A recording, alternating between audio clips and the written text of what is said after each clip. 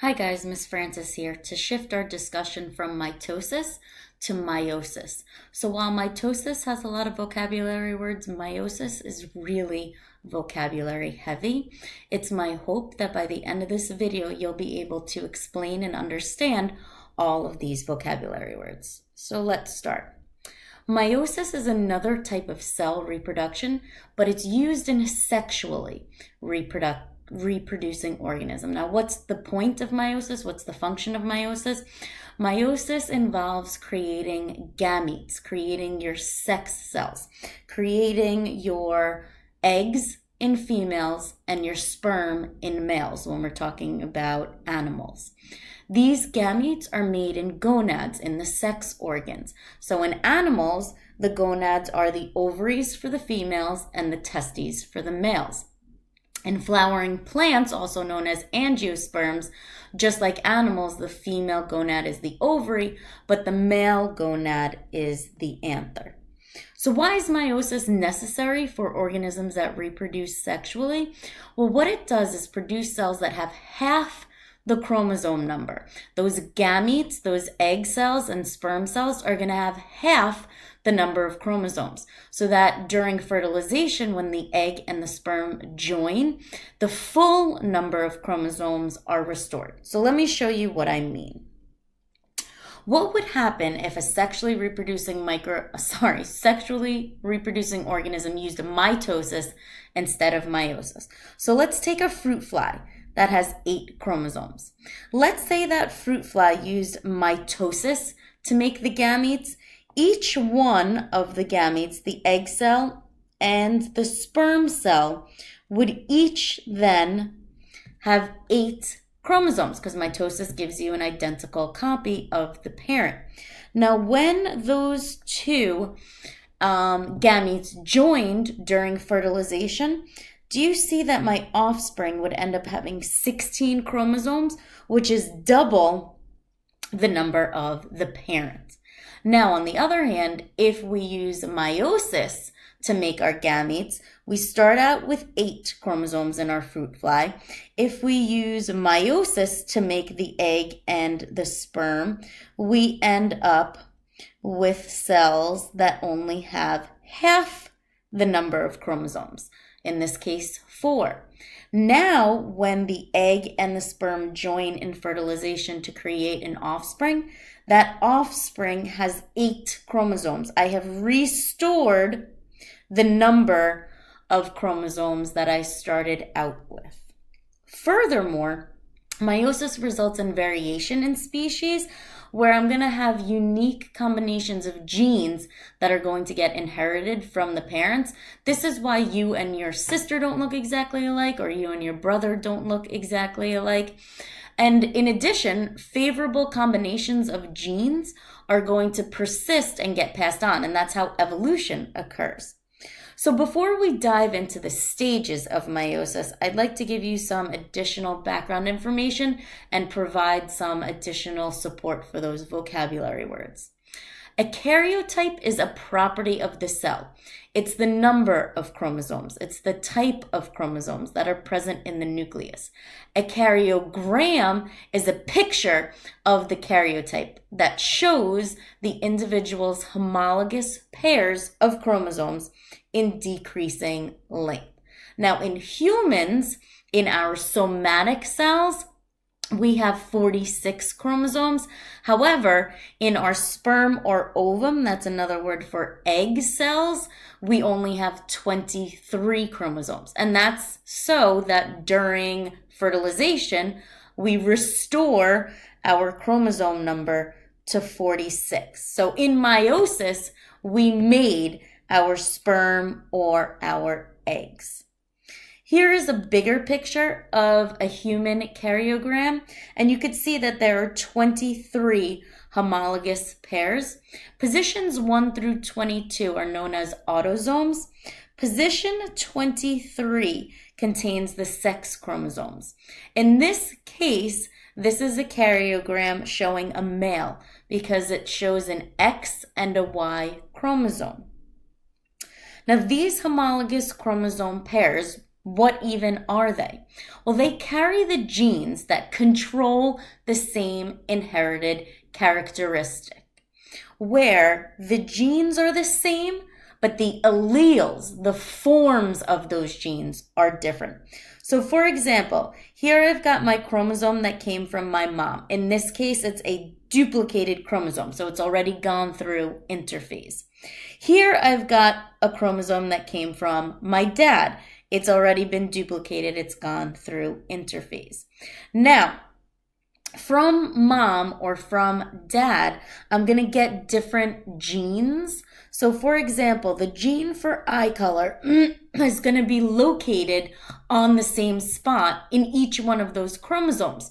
But maybe dad gives me the genes that code for brown eyes, and mom gives me the code, the genes that code for blue eyes. Well, brown eyes versus blue eyes, those are different alleles for eye color. So I just made this to kind of support what I mean when I say allele and chromosome. So here I've got a chromosome from mom, and here I've got a chromosome from dad. And these are unreplicated homologous chromosomes. They have not gone through interphase yet. Now, each gene that codes for each trait or a certain trait has a particular location or locus, where the allele are the different versions of that gene.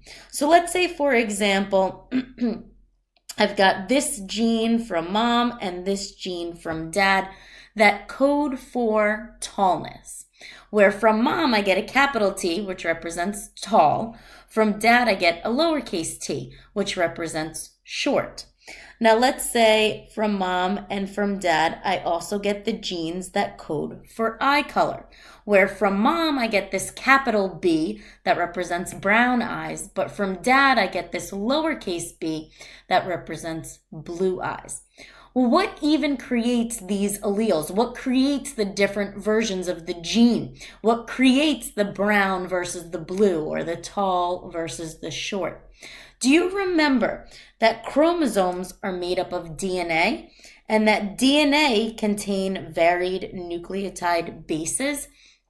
If, for example, I have a different nucleotide base sequence, that's going to create the allele. That's what's going to create the different versions of each gene. Not only can karyograms just show homologous pairs in general, but they're really effective at detecting unusual chromosome numbers in fetuses. So for example, if I have trisomy at the 21st location, that indicates that I have an extra chromosome and that fetus has Down syndrome. Turner's syndrome is a syndrome of females where I have two X chromosomes, but one might be missing or entirely gone. So maybe I only have one X chromosome.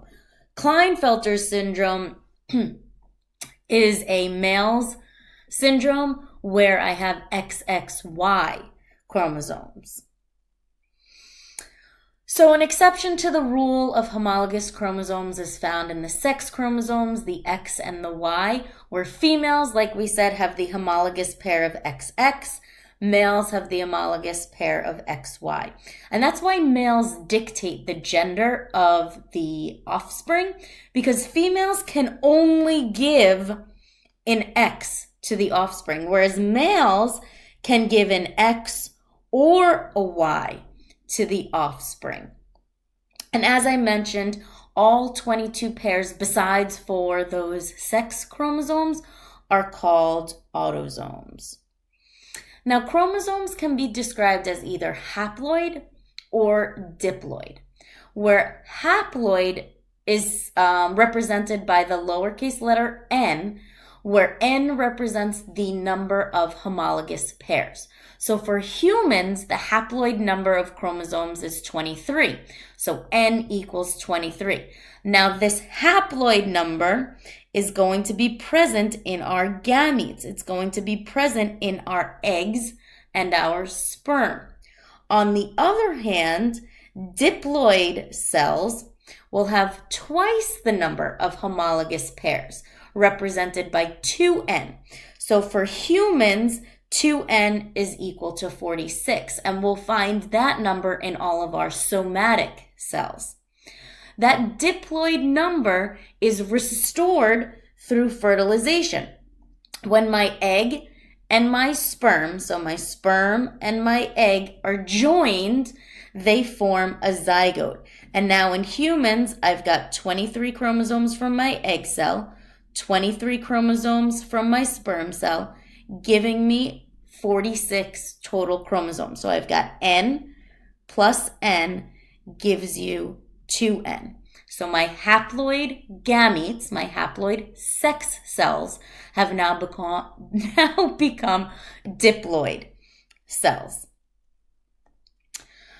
Fertilization is what restores that diploid condition, right? As we said, the egg with its haploid number and the sperm with its haploid number join to form a zygote that's going to have the diploid number. Now, the point of doing meiosis is to restore that haploid number in our gametes, in the sex cells, in our sperm, and in our eggs. So like I said, the point of meiosis is to reduce the chromosome number from diploid to haploid. This way, when my two haploid cells join together, I form a diploid cell. So when my egg and my sperm join during fertilization and produce a zygote, I now have in humans 23 chromosomes from the egg, 23 chromosomes from the sperm to produce a zygote that has a total of 46 chromosomes in its cells.